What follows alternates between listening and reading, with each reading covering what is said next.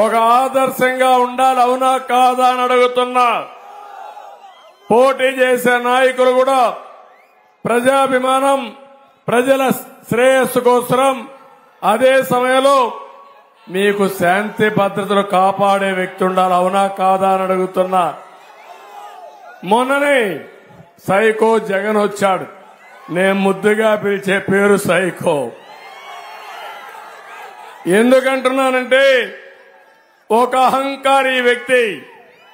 నేను రాజశేఖర్ని చూసా, 45 ఏళ్లు రాజకీయాలు చేశా. నా జీవితంలో ఇలాంటి వ్యక్తిని ఎప్పుడూ చూడలేదు.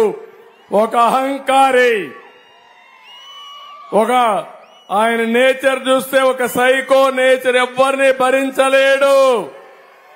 కడాన ఆయన వాళ్ళ తండ్రి కూడా భరించలేక ముఖ్యమంత్రిగా ఉంటే బెంగళూరు పంపించాడు. జ్ఞాపకం ఉందా తమ్ముళ్ళు అని మిమ్మల్ని అడుగుతున్నా. కన్న తల్లిని తిండి పెట్టిన వాడు నీకు నాకు ఒక లెక్క తమ్ముళ్ళు అని అడుగుతున్నా.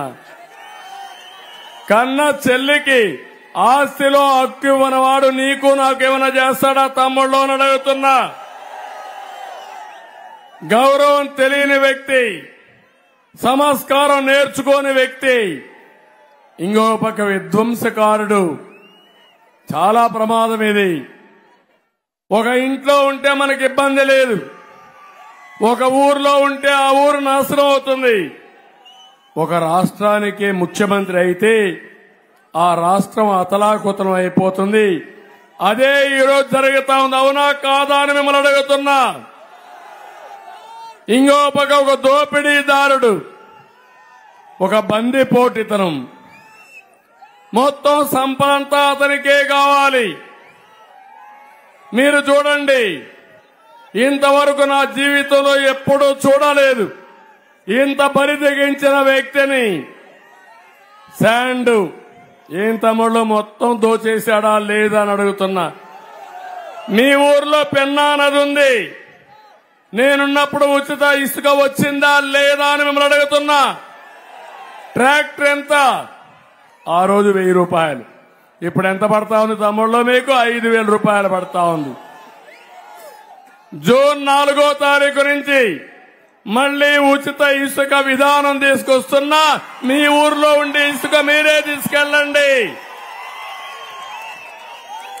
అంటే ఒక ప్రభుత్వ విధానం వల్ల మీ జీవితాలు నాశనం అయినాయా లేదా ఒక్కసారి ఆలోచించండి. 40 లక్షల మంది భవన నిర్మాణ కార్మికులు పొట్టగొట్టిన దుర్మార్గుడు ఈ యొక్క సైకో, ఒక విధ్వంసకారుడు. ఇంకో పక్క అడుగుతున్నా మిమ్మల్ని అందరినీ, తమ్ముళ్ళు ఎప్పుడైనా చరిత్రలో ఇంత భయంకరమైన వ్యక్తి ఎప్పుడూ ఉండడు. నేనున్నప్పుడు కొంతమంది ఇక్కడ కూడా మందు బాబులు ఉన్నారు. పాపం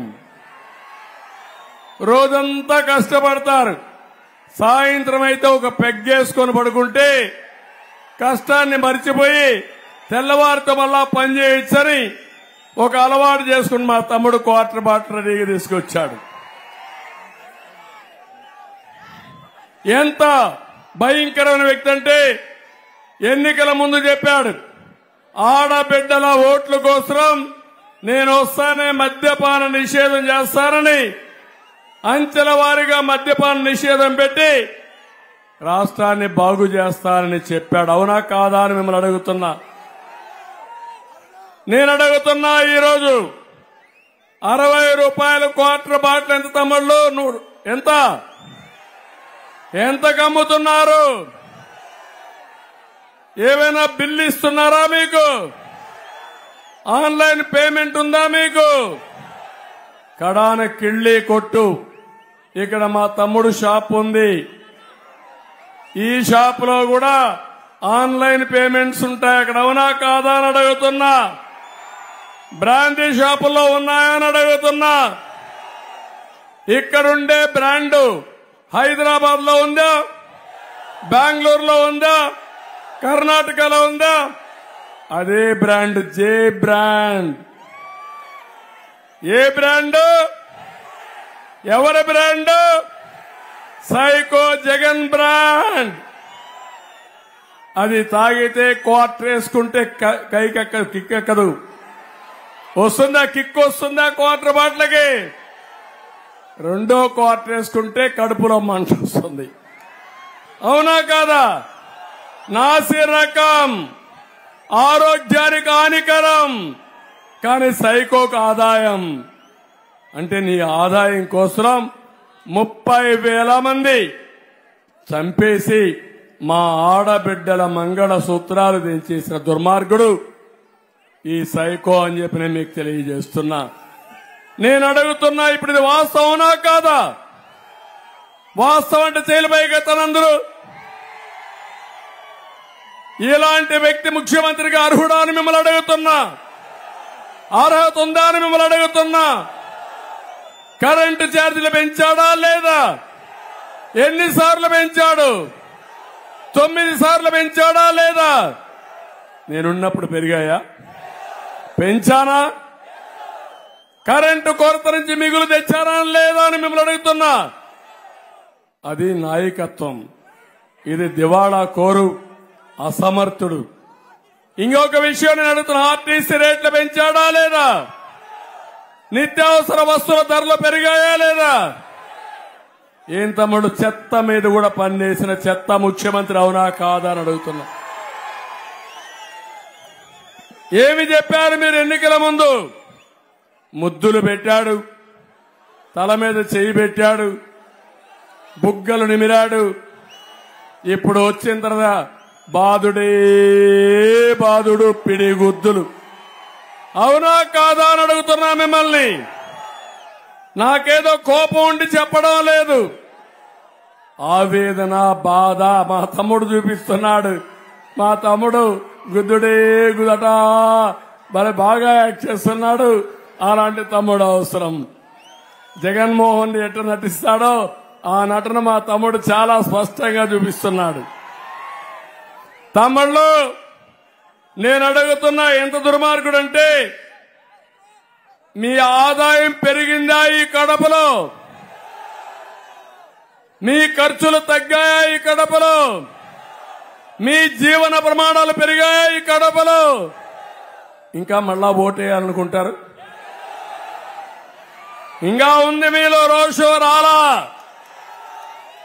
మీకు కోపం రాలా? ఏంటి నేను అడుగుతున్నా. ఈరోజు ఒక పక్క చూడండి, ఇది అయింది. నిన్న మొన్న వచ్చాడు. ఎవరిని పెట్టుకొని వచ్చాడు? ఎంపీగా ఎవరిని పెట్టుకొని వచ్చాడు తమ్ముళ్ళు అని అడుగుతున్నా మిమ్మల్ని అందరినీ.